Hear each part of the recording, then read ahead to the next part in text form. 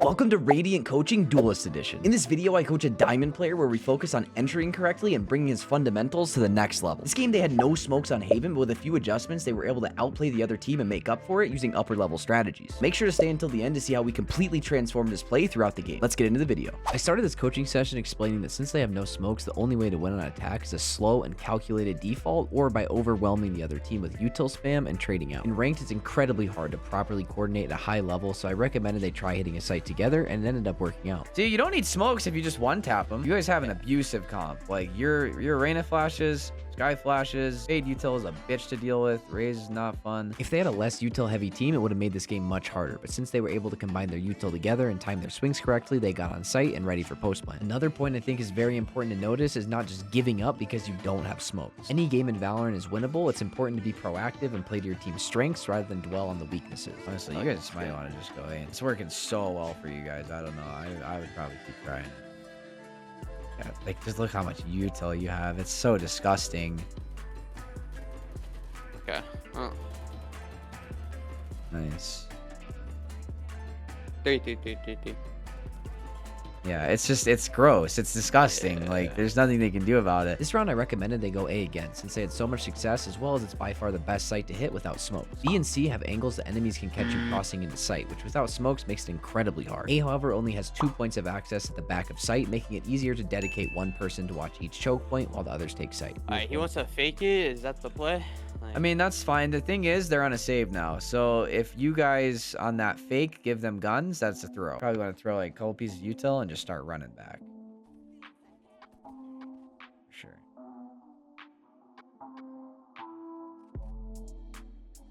Nice. Yeah, I think tell your team to back up with you. They're already coming. Beautiful. Yeah, start going. Go with your team. Go with your team. His team here wanted to throw a fake, which is a very good strategy when not having smokes. However, the other team was on a save, which makes it riskier to split up. This is why I told him to throw a piece of util or two and back up immediately. He ended up countering the mid push perfectly, but I did have to remind him to go with his team and play the man advantage instead of going mid by himself. Especially with such a fragile game like this, you want to make sure you're securing every round and prioritizing the win over kills. Hard A again? We just have Sky Skydog, we Flash, That's a money play. Unless chamber opposite, you guys win this round. The next round, he calls for a hard A push, which I love. Especially after successfully faking a site last round, the enemies will be much less likely to over-rotate, making it very likely you'll only be running into 1 to 2 enemies, and it'll be an easy site to take. Actively trying to understand the game and the patterns within it will give you a massive competitive advantage over your enemies and win more games than you'd think. These are things the majority of low elo players overlook, and is a huge reason they don't progress. This is going great. I'm really surprised. But you guys are playing really well together, so...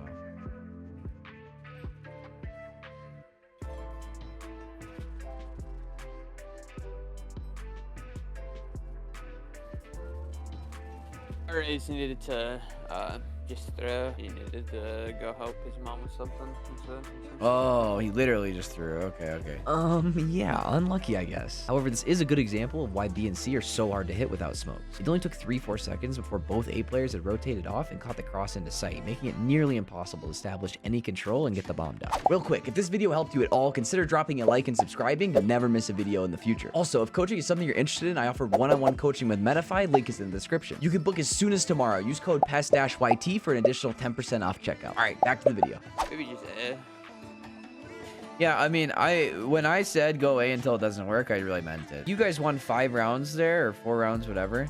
In theory, you would switch something up at that point. Rotate someone else over there, put it better, whatever. But people don't. That's the thing. Like, you would think that they would adjust, but they don't. You guys probably could have abused like 8 free rounds out of A before they even adjusted. Players in ranked generally lack critical thought. In most cases, even if they won 4 rounds at A, the enemy team won't adapt. This isn't the end-all be-all strategy. However, if something's working for you, don't be afraid to do it until it stops working. I can't tell you how many times I see people outplay themselves by overthinking. Oh, get out of there. Yes, sir. Yeah. Oh, I love that reaction. Yep. In a previous game I coached of his, after hearing an op shot, he proceeded to run at it instead of backing up and hitting the more optimal site. Ops are strong in holding angles. However, retaking with an op is incredibly hard. You should always be actively finding ways to force your opponents in the worst position possible while setting your team up for success. Okay. They're still having a great half. Okay, so you change your crosshair a lot? I don't mind that too much. Do you change your sense at all? No. Okay, good. No. I don't mind changing crosshair from time to time to mix things up. However, something I do see a lot is changing senses or mice, and that's a big no-no. It's easy to look at people like Tens and justify it, but at the end of the day, he's the exception and has literal thousands of hours in FPSs and aim trainers. You want to keep as many things as consistent as you can, remove any variables, and become comfortable with your setup. Oh, nope. Hell no, Yep. that's a no. Go A, That's a baby. no. We go A, baby. We go A, we go A, we go Yep. A. Anyways, they're making guys can noise show our garage, garage. too. This is good. They need to back up. Oh, yes, we go A. Oh, wow, there's 2 there. That's unlucky. Nice. A3, A3, A3, A3. This is great. Once again, running away from the op, directing his team to a better bomb site. He was a little careless with the rotate, but I love how he continues calming to his team even after he was dead, giving him further direction and alleviating some of that pressure off them. Sky, do you flash? Can you flash us out of the smoke?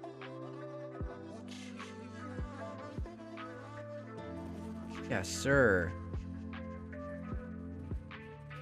Right side, right side, right side, right side, lugs. Backside, backside. That's what I'm talking about. This last round was absolute chef's kiss. He waited for his teammates on the retake, asked for util to play off of, entried, got one, got out, and immediately calmed after he died. This is how every retake in Valorant should look. Overall, I was so proud to see his progression throughout the session. Man, that last round was beautiful. Once again, if you need any help ranking up, click the link in the description to get an expert look on your gameplay and headed towards that dream rank. In this game, it's the small things that add up. Sometimes you just need a little push in the right direction. Other than that, I hope you enjoyed the video, and I'll see you in the next one.